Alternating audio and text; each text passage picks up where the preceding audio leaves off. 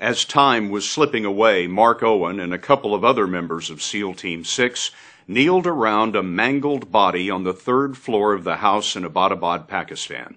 Everything the CIA analyst told them about the raid on Osama bin Laden's house had checked out exactly as she said. But was this bin Laden? The story will continue in a moment.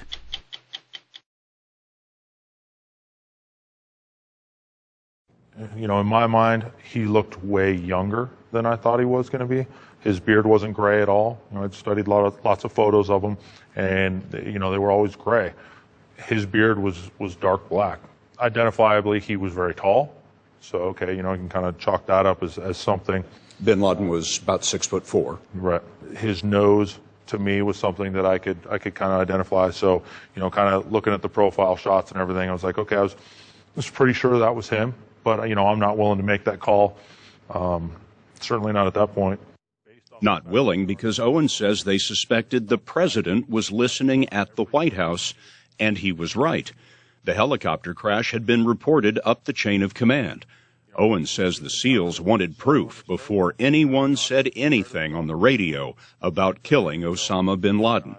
They turned to one of the SEALs in the room who spoke Arabic. So he moved out to where the women and kids were, grabs one of the younger kids, says, hey, who is that inside? She says, Osama. Osama who? Osama bin Laden. The child? The child. Identified him?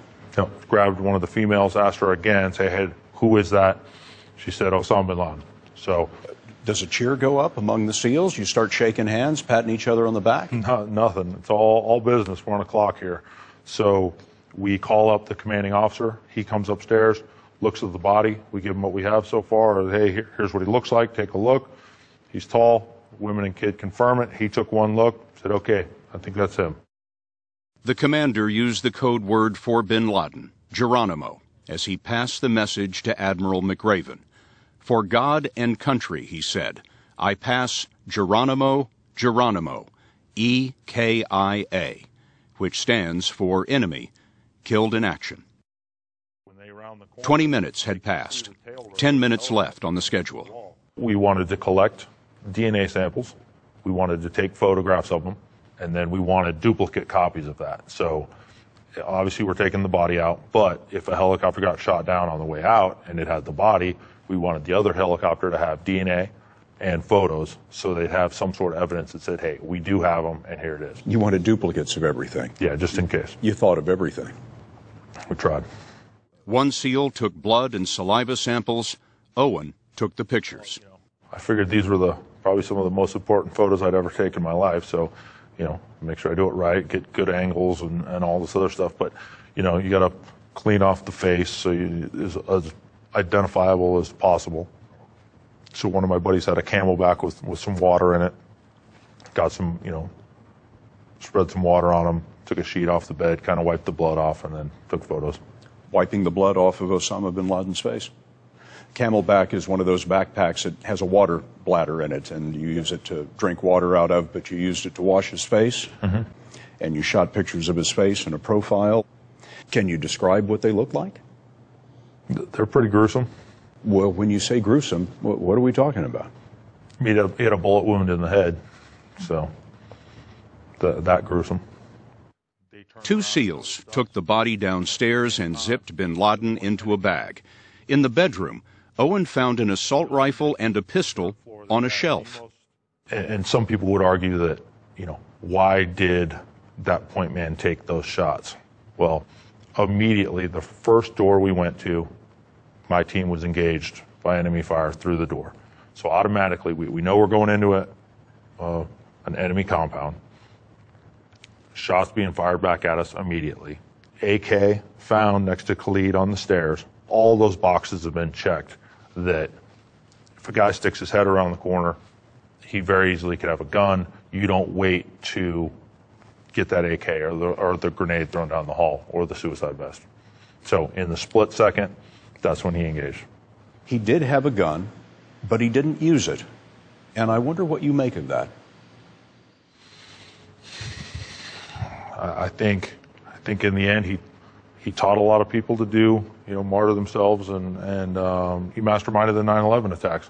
But in the end, he wasn't even willing to roger up himself with a gun and put up a fight. So I think that speaks for itself. Back on the second floor, the SEALs were grabbing computers, disks, flash drives, videotapes, more priceless intelligence than they could carry. There was so much stuff in this house. The guys are just stuffing this stuff in garbage bags? We had carried bags with us, but we filled all these bags up. So you just find some, an old gym bag on Target, dump out whatever's in it, and use that. As we were running out, I look over at my buddy. He's got a bag of stuff in one hand, like, Santa Claus running out of there, but a bag full of goodies in one hand that he'd collected, and a computer terminal in the other.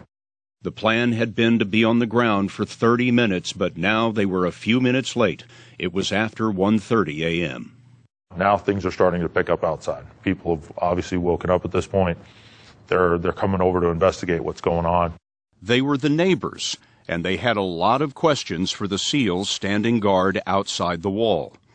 So that's where things could get real dynamic for that team outside. Everybody wants to know what was going on inside. That team had way more responsibility than just about anybody else, because they were dealing with all the what ifs outside. What if the police showed up, or the military? We're running out of time. We got to get going. There's neighbors approaching. The interpreter that was out here said, "Hey, there's a police operation going on here. Go back to your homes." And they'd simply go back away. Among the unfinished business was the crashed helicopter. It was a secret design loaded with secret gear. They had to blow it up. A message was passed to their explosives expert, called the EOD man. Prep it to blow, they said. But the "it" in the message was a little vague. The EOD guy thinks he means prep the house to blow. So there we are in the middle of this, and he's like, "Okay, roger that, prep it to blow." So he's running around the first floor of the house, setting his charges, getting ready to blow up the house. And somebody looks over and is like, dude, what are you doing? He's like, "Oh, I'm prepping it to blow." He's like, not the house, the helicopter. Well, he hadn't got the word that there was a helicopter even down. He's like, "What helicopter?" He's like, "The one in the courtyard, go take a look." So he runs outside, sees the helicopter, and then they proceed to rig it to blow. It was past time to go. 2 large helicopters called CH-47s, filled with reinforcements and fuel, had been standing by during the raid. The remaining Black Hawk would return for half of the SEALs. A CH-47 would pick up the rest.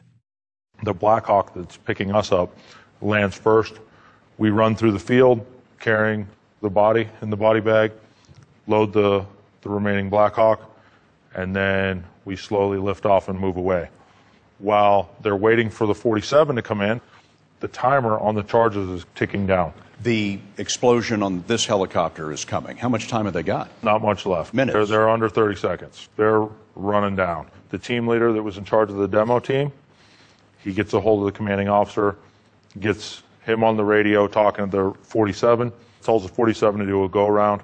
As he's doing the go-around to the south, boom, the charge goes. Our Black Hawk's already gone. This explodes, big, huge explosion.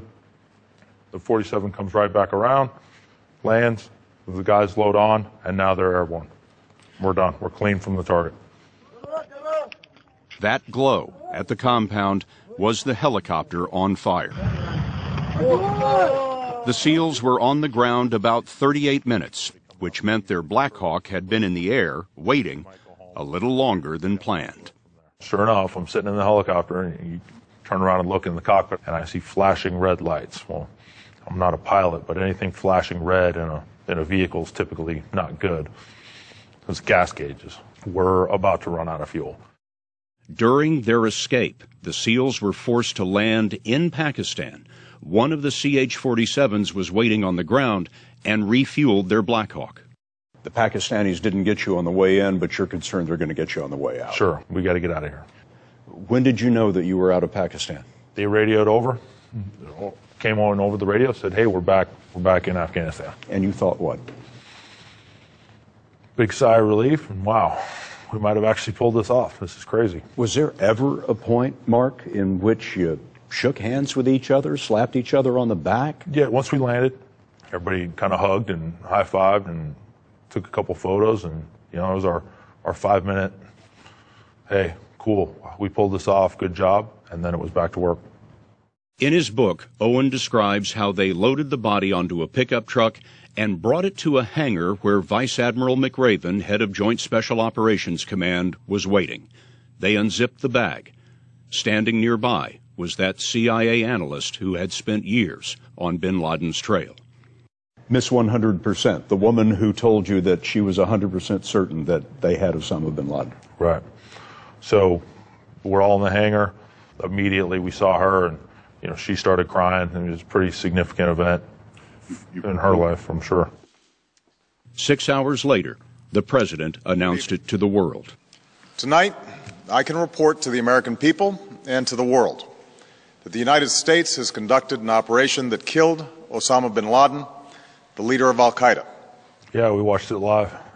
It was they had some TVs set up in the hangar that we were at, and literally still in your camouflage uniform, our gear kind of set to the side, and we heard it was coming on. We went and gathered around and watched the address.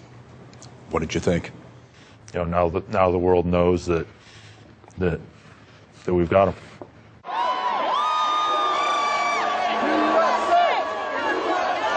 When you landed back in the United States, I mean, what did you think of all the media coverage? It was all surreal because, this had all been so hush-hush leading up to it.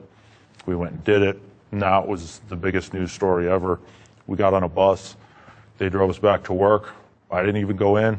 They told us we had a couple days off, and I grabbed my keys, went and got in my truck, and I put it in the book, but, I hit Taco Bell on the way home, hit the drive-thru, a couple tacos, and, ate it in my car right there, and then drove home. You were part of the team that killed Osama bin Laden, and the first thing you do when you get back to the United States is go to Taco Bell. Yeah, 2 tacos and a bean burrito. It's routine.